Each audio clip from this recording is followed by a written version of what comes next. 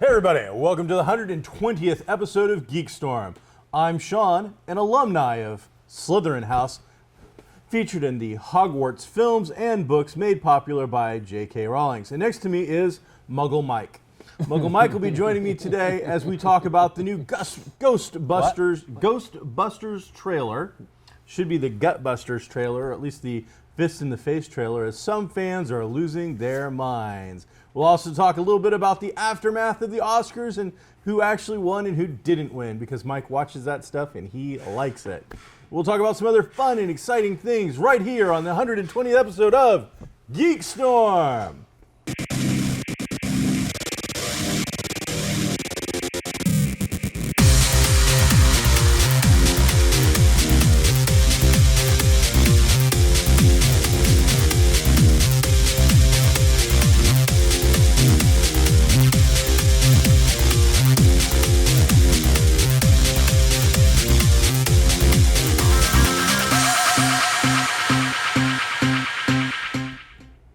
Hey everybody, GeekStorm is filmed in front of a live studio audience consisting of two people running cameras and two people packing mini products in the back of, well, Kokomo Toys, Kokomo's finest toy and collectibles store in all of Kokomo. Lots of Kokomo being thrown around today. All state. You find us all on Geek Street. I'm Sean Hilton, owner of Comics Cubed. Right here we are filmed Kokomo Toys. Next door, American Dream and Hi-Fi, and right next to them, Goblin Games. So thousands upon thousands of square feet of geeky goodness at your disposal. Mike, I didn't get a chance to see much of the Oscars, but I know you're a huge fan. You talked about upcoming stuff and what was expected. I'm sure there were some predictions. Don't say it like you didn't get a chance to see it. You had no intention of or desire to watch the Oscars. Make that clear. It's not like, I gotta these are the things I gotta get in tonight or today or this week. Oscars is right there. I saw the last three things. I saw like Best Picture, Best Director, Best Actor, I missed Best Actress. Oh no, I saw Best Actress. I saw the only four that really count. Yeah, so you saw it. Any surprises, any upsets, anything that marked this as an unusual, peculiar, interesting? What were the talking points of this year's Oscars, Mike? I was surprised that Spotlight won Best Picture. It was good, it was solid, but it wasn't riveting to me. It was inflammatory subject for sure, but not. The movie itself didn't seem to me to be anything more than kind of the same old, this is a true story, let's make it into a movie. I didn't think it was fantastic. So that was the only real surprise for me. Do you think maybe it got a little extra leg up because of Michael Keaton last year being such a heavy push for Best Actor and him being a part of the ensemble this year? Maybe. I noticed that when they were up on stage at the end, it was like the spotlight party got to close out the stage. Yeah. And they were all up there and having a good time, and he was definitely front and center. It's a great cast. There's no doubt there's a lot of great actors in that show. Just none of them really stood out for me. To have Rachel McAdams, who's I'll say great, she's a good actress, to have her nominated for Best Actress was just useless, kind of useless to me, because I don't see that part that she played in that movie as being anything special. She read her lines and did her thing, and she was part of a movie, but wasn't like an amazing performance. Okay. But she didn't win, so that's okay. All right. So I didn't get to see the opening. I heard there was lots of talk about the whole racial diversity. I mean, we knew Chris Rock was going to go on and on, and he went on and on. I would say 90% of his monologue was racially related. Is it too much?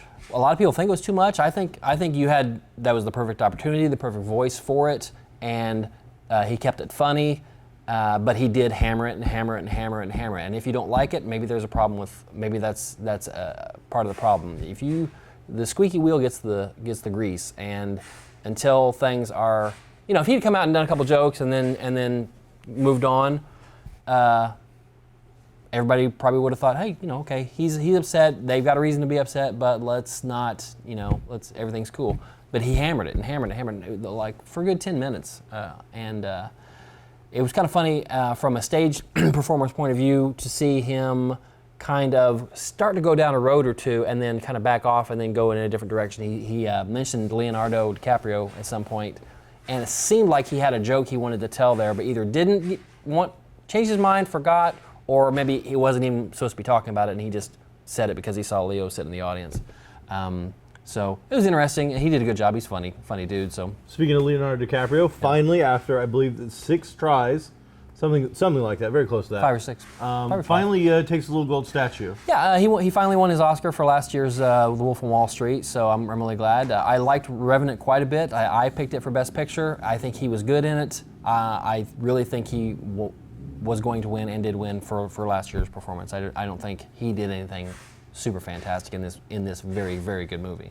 I thought he was actually really outstanding in the film because he did so much with so little. One of the jokes that Derek, last week's really not a very good fill-in for me, kept saying... He's not a fill-in for you, he's a fill-in for Lauren. Oh, there you go. Kept saying was, all he said was like ooh, ah, and grunt and growl a little bit. And I'm like, yes, and by this guy just grunting and growling and saying those things, he still got across all of that emotion. He had to convey emotion without being able to voice it, which I'm sure was incredibly hard. I would put that performance akin to a guy trying to perform through a big rubber mask, kind of thing, because he had to get through all that. So, hey, good for him. I'm glad it's finally over. I hope now that he goes out and does a bad buddy comedy with like David Spade. I don't think he will. Or he does about one movie every 2 years because he can. He's cashing checks. He's doing just fine. You got it now. So stop with the Oscar bait crap. I don't know what Oscar bait means. I don't know what it means. Bridge of Spies was Oscar bait. Tell me why that is though, because people just want to make good movies. So what's Oscar bait about it? Is every movie Tom Hanks going to be in now going to be Oscar bait, or just the ones that have the moving music in the back? Yeah, probably. Okay. Or Martin Scorsese, he tends to do those movies now. Every serious filmmaker wants their film to go to the Oscars. Yeah. Okay. There's a whole thing with it that when they're released, the time of year they're released. I would say the majority of the movies that were up for Best Movie this year were all presented in the last 3 months of the year, except for Mad Max, which you would come out and say was a huge surprise. Won a ton of awards, like though. 6. Yeah, mostly technical, but still. Good for them. It's a financial. The releasing at the end of the year is a financial thing. That way they can get it in theaters, so it is eligible for that year, and then they can when it does get nominated or at least talked about, they can capitalize and have it in theaters longer or put it in theaters again to capitalize on the free advertisement for the fact that it's like a lot of the movies came back to Kokomo or played in Kokomo for the first time when they were announced. I saw Mad Max came back for a week, and then a couple of others came back. So that was some good stuff. So good year for the Oscars, it appears. Sure, it was lowest. The ratings were way down. Really? Yeah, I don't know why, but they were certainly way down this year. I think we're inundated with award shows now, and the Oscars is by far the stuffiest. And for the everyday people, I think you've got a lot of other award shows that are a little more just down to the level of the people who want to watch them. They're more fun. I think it's a matter of long. It's like 3 hours long. It is, and it starts super late. It's crazy long. It's crazy long. Now, I suppose if you're on the West Coast, it's getting over at like 9 o'clock at night. But here, on the Let's face it, these people have nothing else to do during the day. They can start a show at 4 o'clock. So it's not like it's not like it can't be done. Whatever. So interesting stuff. Also on the movie front, this week, just in the last 48 hours or so, the new all-female Ghostbusters trailer has hit wide. It's everywhere. I think it might have got leaked or something, because I thought it was supposed to be on a specific program or something, and I saw it like a day before yesterday or something. So in it we see an actual, what feels like pretty much a teaser trailer. We see all main characters, we see the proton packs, we see the ghosts, we see the style of visual effects, we see the type of comedy that we're going to get. Now, you and me get to sit here and bash and talk and love and do whatever we want about the stuff we want to do. I don't think I have ever seen a trailer, especially even a teaser trailer, get as much hate spewed at it as this little tiny trailer for this movie. The amount of animosity that has been brewing because, and I think it is because it's an all-female cast instead of remaking it with a bunch of men, because all of the really bad redneck crap I read tends to be all about them being women. And Melissa McCarthy, man, that poor woman. The amount of hatred being spewed at her and the really negative, horrific, bad things. I'm glad she's not my friend or my mom, because I'd be like just ranting and raving at people. I mean, her weight's coming into issue. Her comedy's coming into issue. Her looks have come into issue. Nobody's really said anything about the actual trailer about her being in it. It's just all personal, just really venomous attacks. People are mean. Yeah. And there's nothing. Why? There's nothing that amplifies that more than the anonymous sitting in my underwear at home with Cheetos all over the place, being And a able Mountain to Dew. hit send, and. I'm gonna get them. Yeah. Back when we first talked about this, probably 6 months ago, seven months ago, I said I didn't really want to see it, and I still really don't want to see it. I'll see it casually, like if there's nothing else going on, or if it hits cable and I haven't seen it, I'll watch it at some point. And it's not because it's women. You could put in Zach Galifianakis and the top 3 or 4 comedy guys in there. My problem with this movie right now is that it hasn't decided what it is. It hasn't decided if it's a sequel. It hasn't decided if it's a reboot. And you throw in the fact that half of the gags in the trailer we just watched are all rehashed stuff from the other movies. It just isn't. It isn't cohesive as this is what we are. Like it or leave it, this is what we are. It's we're some of this and some of this and some of this, and it's a mess to me.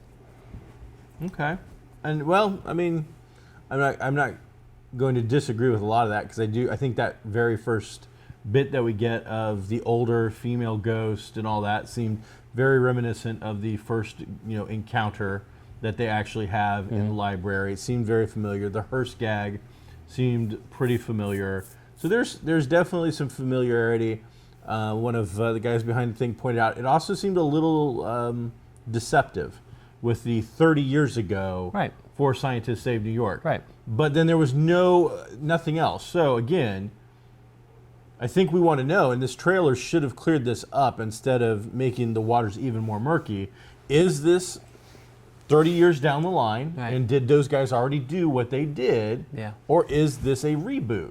And I don't understand why they didn't take the opportunity to get that message out there and let us know. Now, the truth is, for those who are saying this is ruining the franchise or ruining Ghostbusters or ruining anything else, those movies exist. Right. There's nothing that can ever ruin you can't Ghostbusters ruin You can't ruin anything. Those movies are there for you to watch anytime you want. Enjoy them. Blu-ray, DVD, online streaming, back in the theater just last year I saw it. Yeah.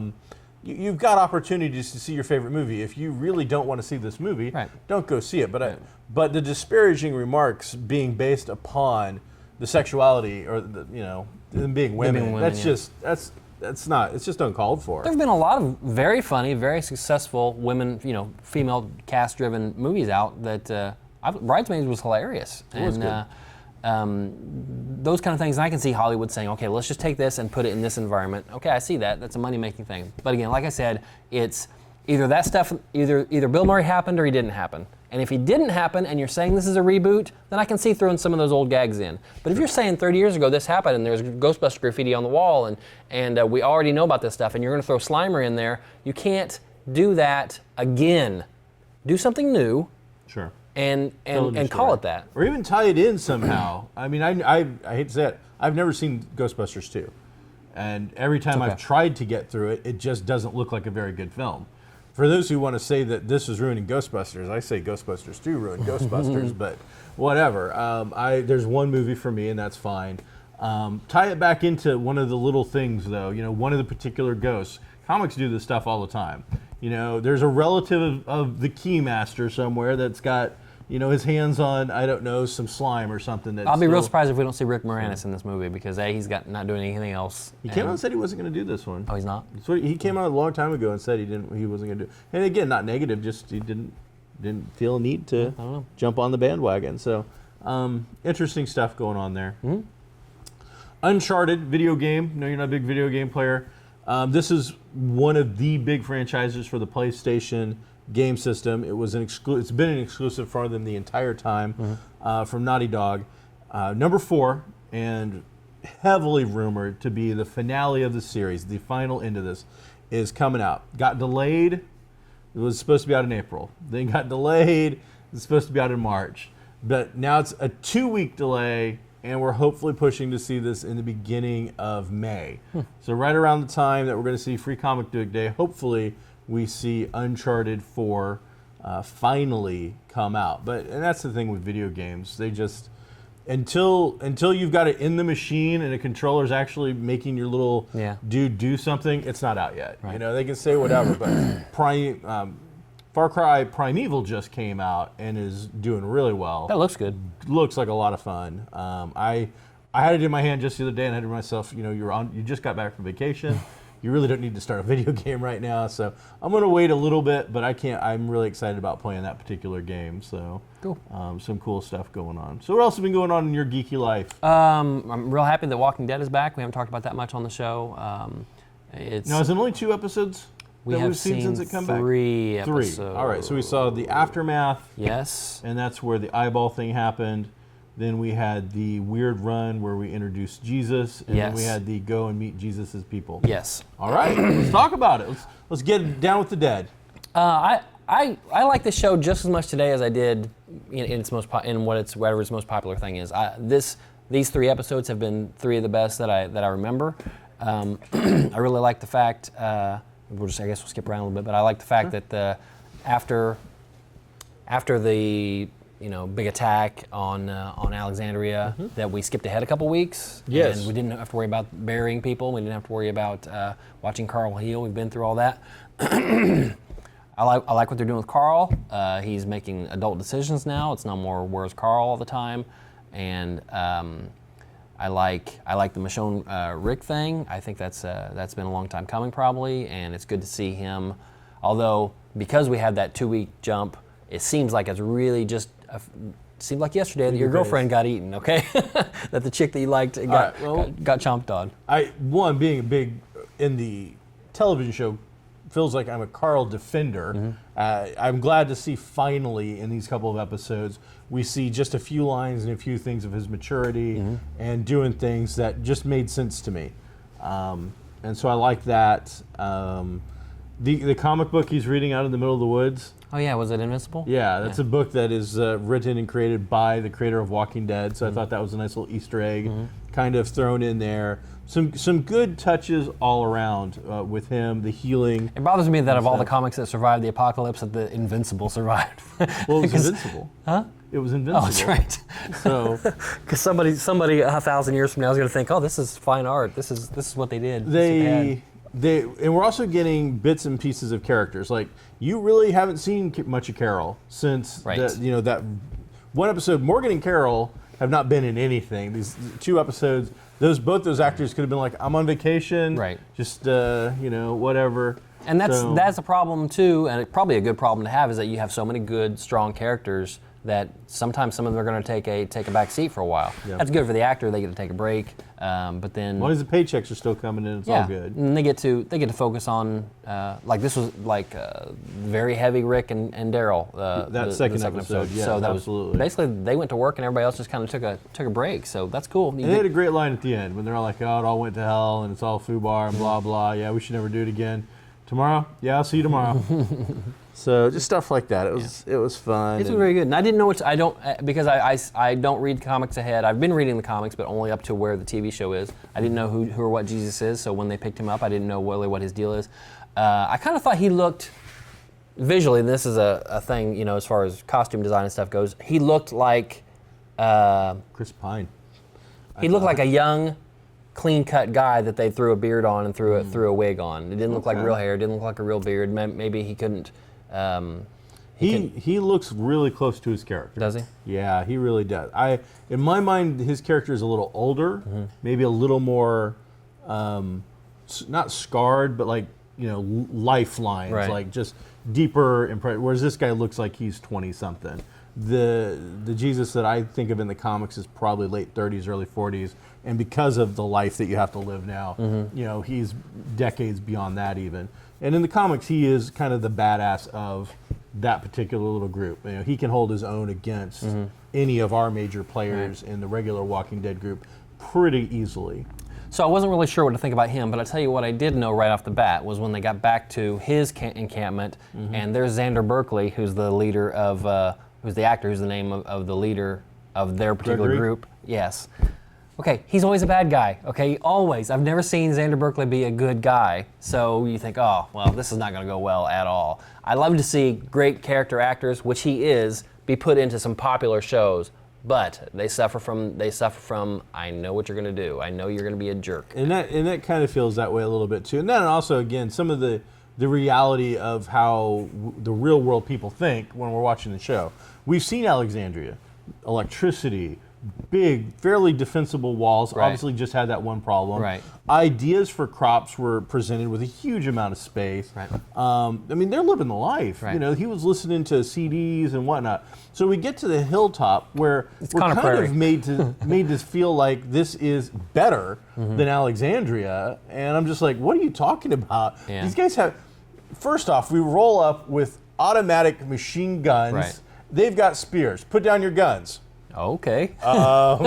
Yeah. No. I think they touched on it, what you're talking about, a little bit in that somebody mentioned, like, okay, yeah, we're low on food now, but we won't be next month. You know, we ebb and flow, and, Sure. and they do that. They do that in the show. So I think that's probably what the deal was at this particular moment. I mean, well, just they tried the hilltop people, or at least Gregory, and you know, whatever, and even the guys on the walls and whatnot, tried to give off this we've got you where we want you, rocking a hard place kind of thing. And I'm just like, any second, Right. if these aren't good people, this is all done. and that's at one point, Rick almost showed his true self there for a minute. Because he's been letting Maggie do her thing and everything, but at one point he's like, we're going to make this deal. We're leaving with food. You know, however this happens, it's going to happen. I thought, okay, that was very much like when they first got to Alexandria. He's like, if it doesn't go the way we want, we'll just take this place. You know, and that's Rick. Okay, and that's who I want him to be. I want him to be that leader, but he did need to let Maggie do her thing too, to try to do it peacefully if possible. The difference between spoiler, comic versus show spoiler is about to occur. What they did with the Michonne and Rick thing, because they've killed Andrea in the TV show, in the TV show, Right. that is Andrea. Is it? In the comic? Exactly. Like Carl walks refers to her as mom. Oh, wow. And you know, by now, and things like that. So, but how they took out the family, the girlfriend, almost like just very, very similar. So you saw them just ripped to shreds, and Wow. so yes, they're filling Michonne in where Andrea was, and just kind of filling that gap there. And I'm loving the that's show. I interesting think it's holding up. It's one of those that happens to take this long break that they take over the winter time and come back and be just as good as it was. There's a lot of shows that aren't like that. Yeah. I've enjoyed this season of Gotham. I come back for the new one this last week, and I didn't like it at all. I just caught up on Gotham before it went, so I just finished watching the last episode before of the fall finale. So I got to see some Christmas commercials and some other stuff, and so I haven't seen the newest episode yet. Got to say, for the most part, was very happy with the run up and how it's all been done. Yeah. Thought it was. I thought the first couple episodes actually, and it's the reason I got so far behind, were so heavy-handed. I know people love that Eugene Joker guy or whatever his name was. I hated him from the second I saw him. Thought it was a horrible idea. Said there's no way that guy's the Joker. That's not going to happen. It's not going to play out that way. But it was just so over the top with the Gallivant and these, you know, escaped inmates. It just, I don't like that character. It felt so cheesy that it turned me off. But eventually, after about 3 or 4 episodes, it kind of went in some different directions.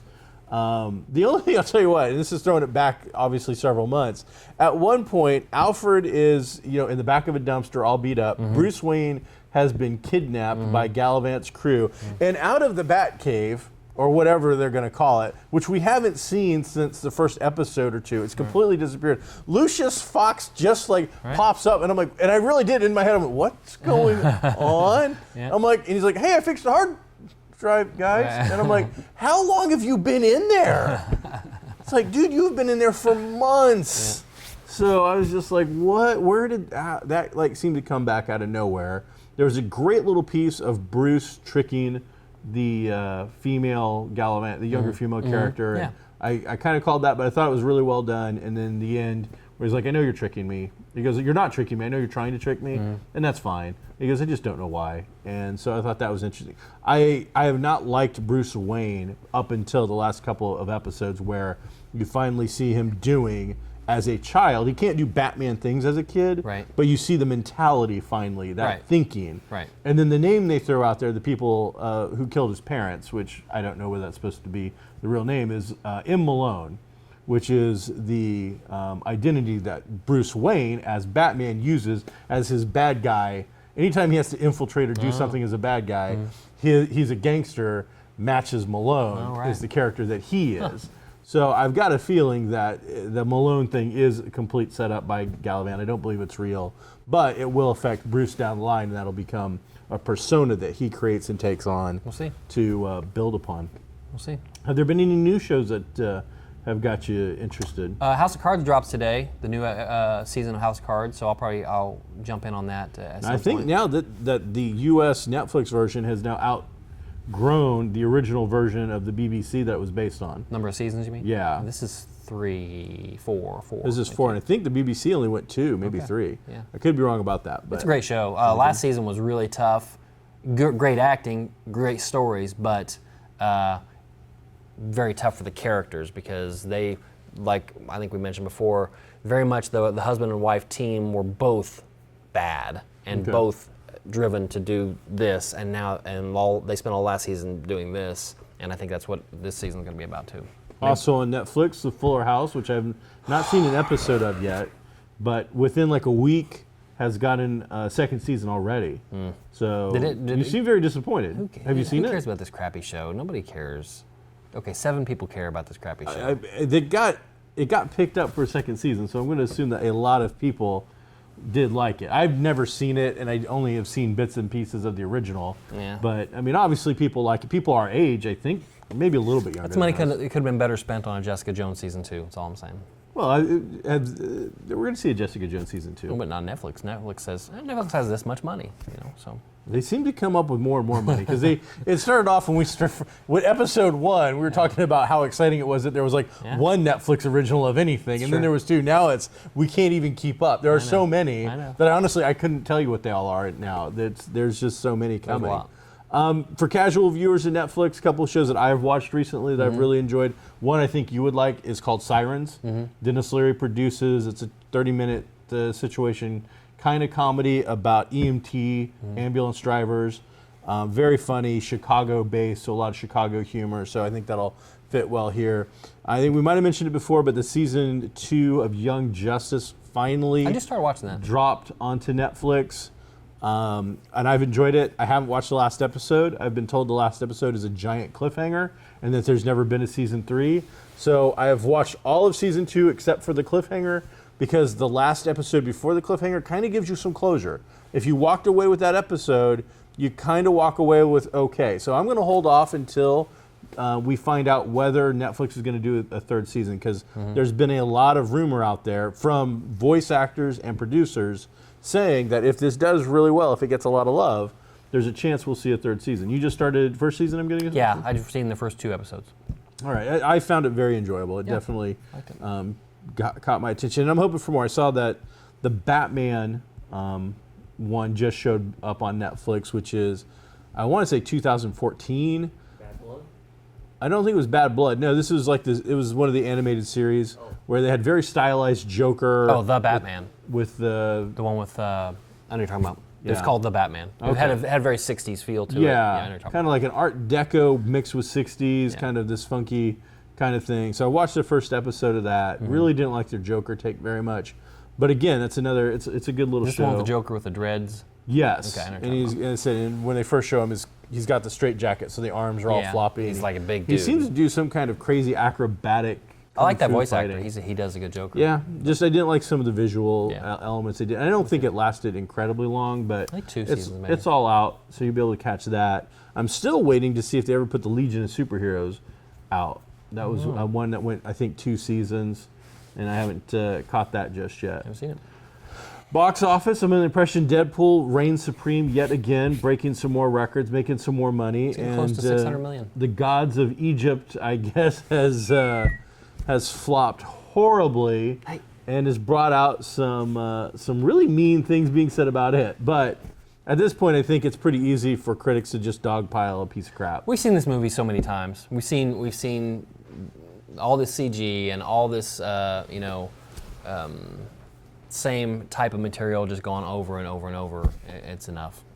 And I'm still a firm believer that since 300, Gerard Butler can't hold a movie. I want to like Gerard Butler. I want him to do a really good, flick. But I agree that everything I see him go into, it just seems lackluster, and I don't. And I don't know this is necessarily him. I don't know if it's It what just he's seems like he keeps taking bad script after bad Depends script. on what he's being offered. It's or really bad hard to tell. scripts. So, put him into something new and interesting, and let him do his thing. And He won't see the love until 301. That's when he'll. they already did it, and they did it without him. Yeah, that's true. So That's true. I forgot. That's how forgettable that was. You got Batman and Superman coming out here pretty shortly. So anything coming out this week we need to know about? Anybody? Somebody? What's dropping? Nothing big. I looked at it last night because I was thinking about going to a movie and it wasn't anything. Nothing worth seeing. So was that Zootopia? Whiskey Tango Foxtrot? I'll check that out. I'd like to see that. Yeah, I'll go to that. And then Zootopia will be the #1 movie of the week. Probably. By far. What, Pixar? Yeah, but those are all just running together for me. All these animated shows, they come out once a month and they all just seem the same to me. You won't see it, but tonight is the first Friday downtown where it's going to be Hollywood, so people are dressing up in costumes and stuff for Hollywood stuff. Be the Emperor tonight. I put on a Slytherin robe because it was easy. You did. And there you go. So I think that's GeekStorm 120 in the can. Want to thank everybody for checking us out. Next week we will be back with some new fun and exciting things, including some comic stuff and hopefully some more information about DC's rebirth as it gets a little closer. Things are starting to develop and we're learning a little bit more about it. I'm Sean Hilton. This is Muggle Mike. We are GeekStorm.